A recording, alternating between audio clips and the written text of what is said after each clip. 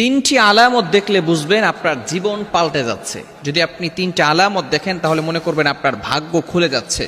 নবীজি সাল্লাল্লাহু আলাইহি ওয়াসাল্লাম কিছু নিশানা দিয়েছেন, কিছু চিহ্ন দিয়েছেন। অনেক সময় দেখা যাচ্ছে যে আমাদের অসহায় অবস্থা দূর হয় না, অভাবের জীবন কাটে না, অশান্তির জীবন আর কাটতে চায় না। তিনটি আলামত যদি আপনার লাইফে ঘটতে থাকে তাহলে মনে করবেন আপনার সুখের দিন চলে আসতেছে।